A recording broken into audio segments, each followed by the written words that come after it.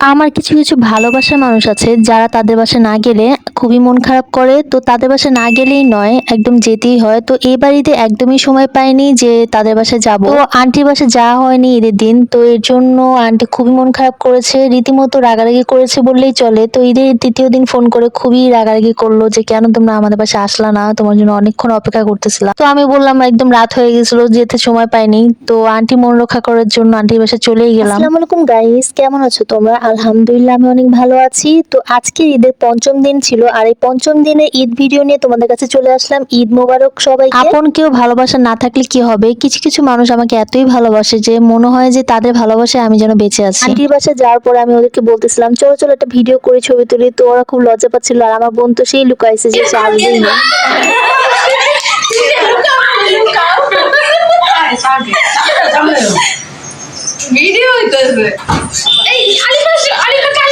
তো তারা হচ্ছে ছবি তুলতে খুবই লজ্জা পায়, কিন্তু নিজেরা নিজেরা কিন্তু খুবই ছবি তুলে। তো জোর করে কতগুলো ছবি তুলাইলাম, ছবি না থাকলে তো ঈদ লাগে না। তো একটু পরে চলে গেলাম লুডো খেলতে। আরেকদিন কার জানি তোমরা 15 লক্ষ টাকা পাইছো, এটা দেখাও তো। এই যে কারেন্ট গোল্ড গোল্ড 15 লক্ষ টাকা। উই জান্নাত নাকি লুডো খেলে 15 লক্ষ টাকা পাইছে। তো আমি বললাম তুমি একা একাই 15 লক্ষ টাকা নিয়ে বসে আছো, আমাদেরকে কিছু দাও, আমরাও একটু জায়গা জমি কিনে ভালো থাকি। তো খেলা শেষে আমি সেকেন্ড হয়ে গেলাম, আর আমি জিতে গেলাম 5000 কয়েন। তোমরাই বলো এই গোল্ড কয়েন দিয়ে আমি কি করব? যারা যারা তোমরা লুডো খেলতে পছন্দ করো অবশ্যই আমাকে কমেন্টস বক্সকে জানাবা। আমাদের জন্য আয়োজন করেছিল নিহারির। তো আমরা চিন্তা করলাম সবাই মিলে পরোটা বানায় নিহারি দিয়ে খাবো। একটু পরে দেখলাম আমার বোন ইলিন চলে আসছে। তো আমরা অনেক ডেকে টুকে আসছি, ও আমাদের সাথে মোটেই আসবে না। তো আন্টি বলছে যে নিহারি রান্না করছে, তারপরে সে চলে আসছে। যাই হোক, তোমরা তো জানো আমি লক্ষ্মী ঘরের লক্ষ্মী মেয়ে। তো আমি কোথাও গেলে বসে থাকি না, সবসময় হেল্পিং হ্যান্ড বা কাজ করার ট্রাই করি, সবাইকে হেল্প করার ট্রাই করি যাতে সবকিছু কাজগুলো সুন্দরভাবে এগিয়ে যায়।